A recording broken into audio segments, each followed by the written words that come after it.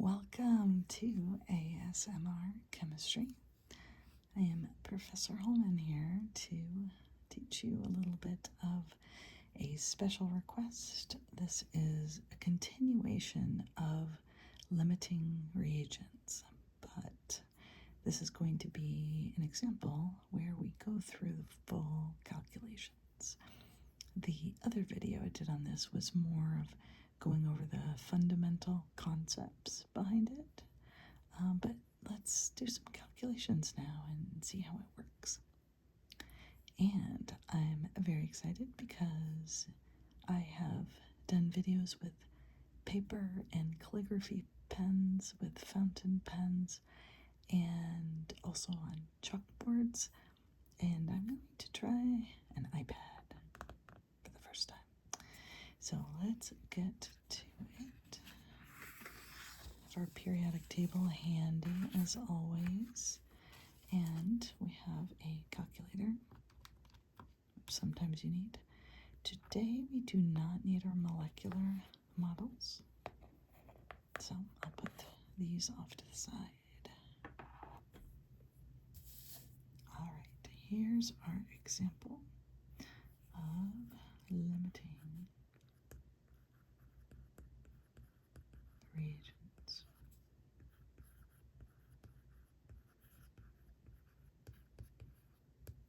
All right.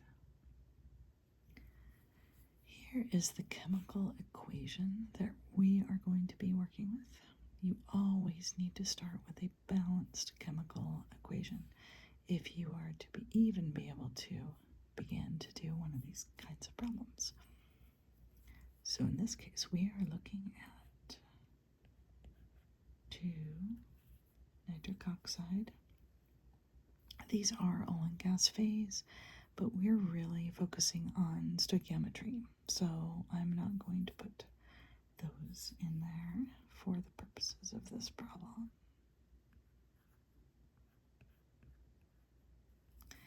The 2NO reacts with 5H2 to give 2 NH3 and 2 H2O.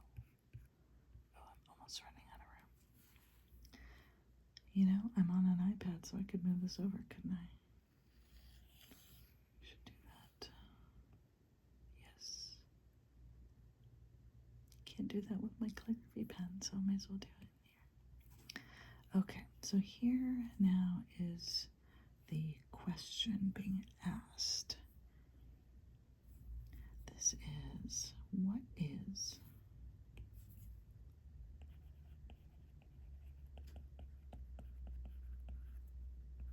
the maximum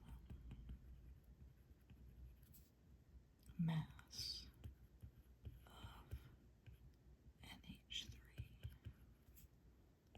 that can form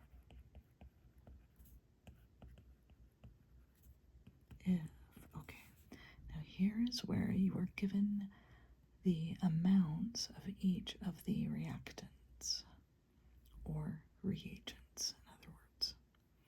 You know, it's interesting, some people call this limiting reactants problems, and some call it limiting reagents. And I don't know who uses it more, what the origins are, but today I'm calling it reagents. I think I called it reactants in my last video. Okay. So where were we? What is the maximum mass of NH3 ammonia that can form if 74.5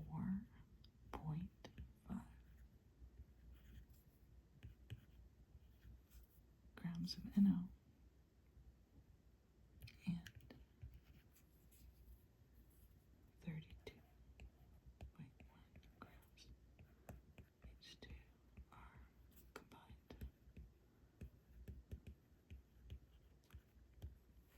Okay. So what this is saying is that we have these two masses that are together, and potentially they can both react together to give our product, but we do not know which one is going to run out first.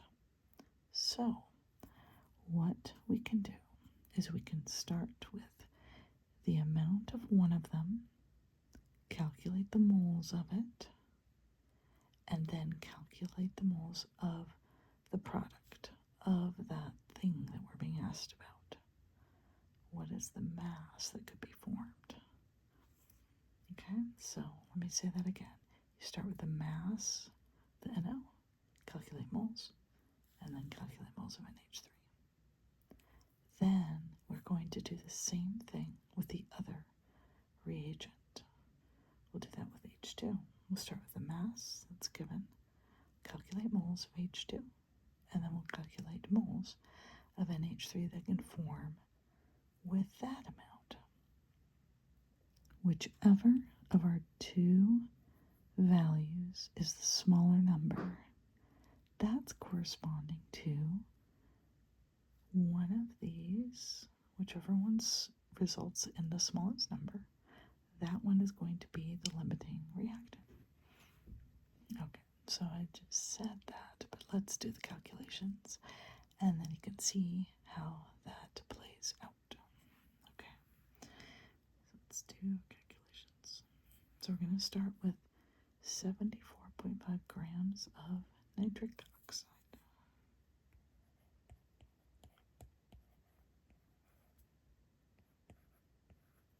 We're going to calculate moles.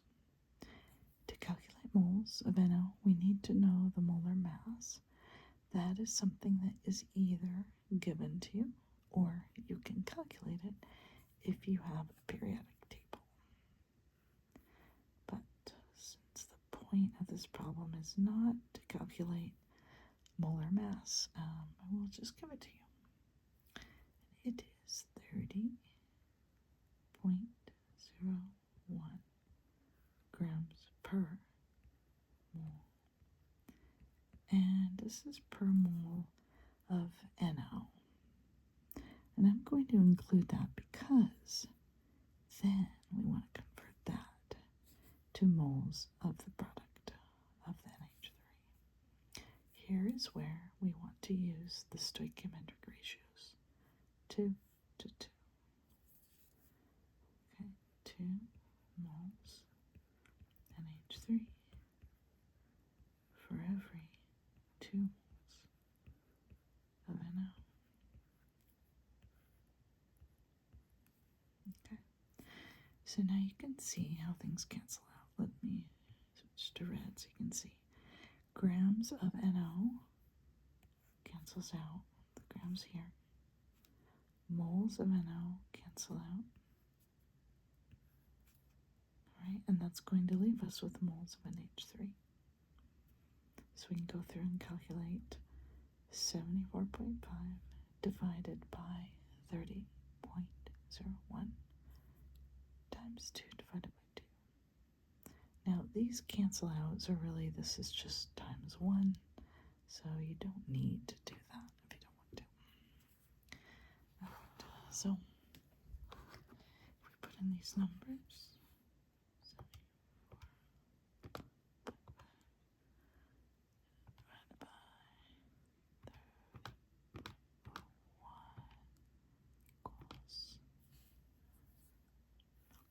that gives us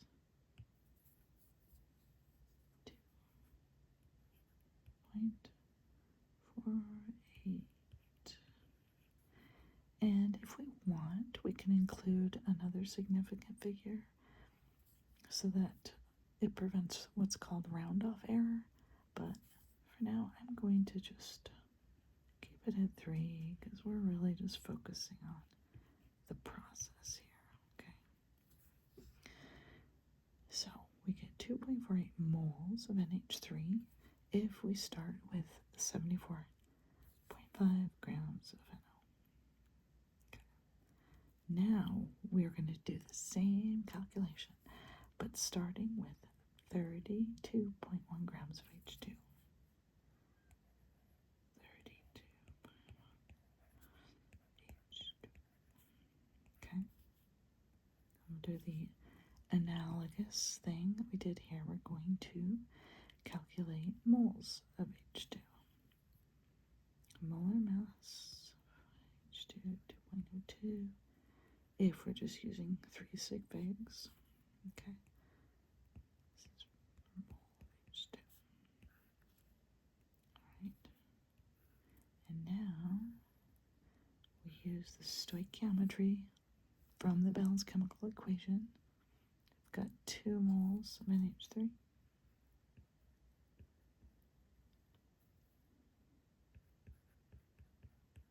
4 every 5 moles H2. Okay. Alright, let's see how this cancels out. Grams H2 cancel out. Moles of H2 cancel out. So our answer will be in moles of NH3. Alright. 32. 32.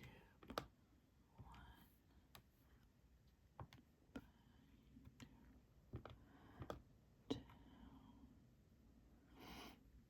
times 2 divided by 5. Okay. All right. We get 6.36. This is moles of NH3 would result if we had 32.1 grams of H2 that reacted completely. Okay.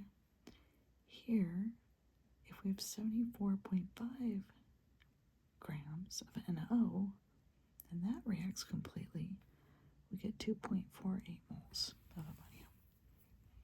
So you see what has happened here is we have identified which of these reactants is going to run out first. And it will be the NO. Because with this amount that's given, the maximum amount in moles of NH3 you can get is 2.48. It would be impossible to get 6.36 moles of NH3 with this amount of NO.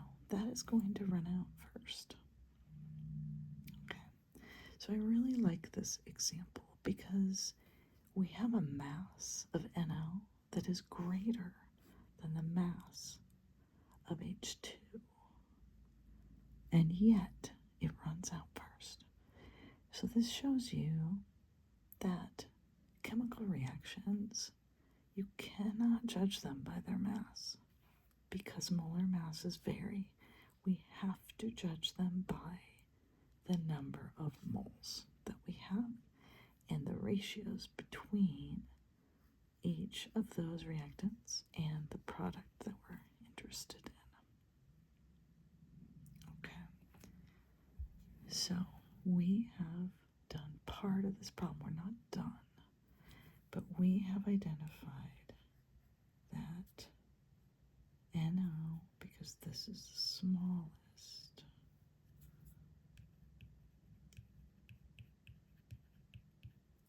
number of moles of the product, that NO is the limiting reactant. And now we can continue through and calculate what is the mass that this corresponds to. Okay, so we're really close here.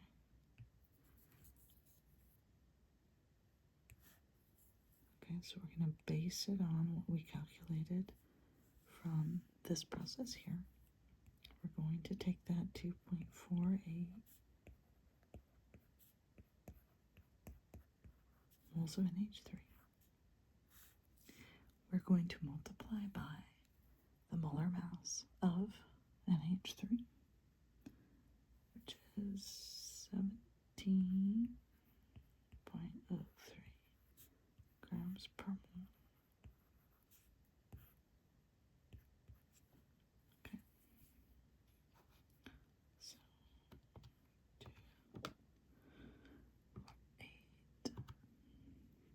times 17.03 equals, okay, 42.2 grams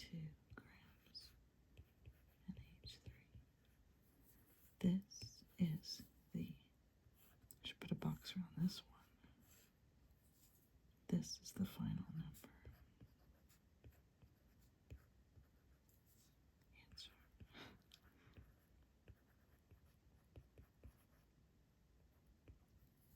Okay. That is the maximum mass of NH3 you can get with these amounts of these starting reactants.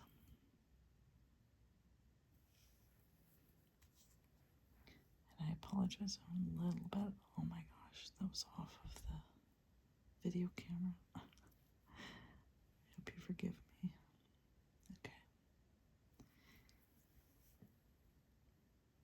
Here is the final step. So how this should work, regardless of the question that's being asked, whether or not maybe you're given something it's a gas phase and you are given, let's say, pressures and volumes and temperatures. Perhaps you're given a solution that has a concentration and a volume.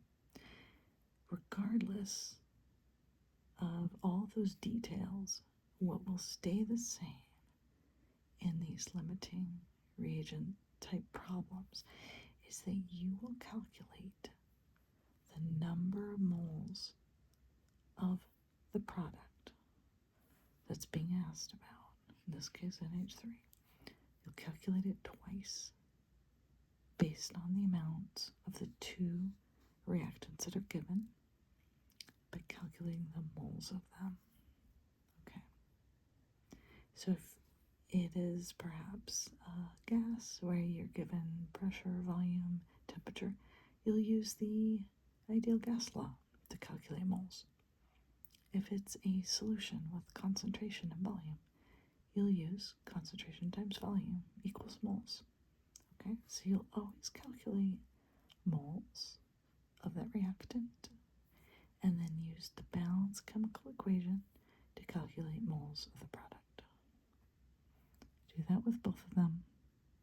The one that's smallest, you'll then base the second step of the problem by then calculating the amount of the product you can get.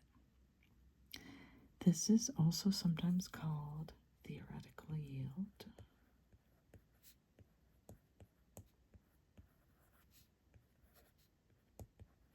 Okay. So yield, that's the amount you can get. Theoretical, that means we calculated it. If you went into a laboratory, you probably wouldn't get 42.2. More likely you'd get something a little bit less than that. You'd lose a little bit in the process. Okay. Occasionally people will get 99% yield or something, but all right. So I hope this was helpful to see this worked through with the numbers and with some of these explanations for you. Okay. So let me know what other requests you have. I am happy to go through all sorts of problems with you. Anything having to do with chemistry. I also like showing my pens, if you haven't noticed. But this is fun using an iPad. I haven't done this before on videos, so let me know if you like it. And I will see you in the next video.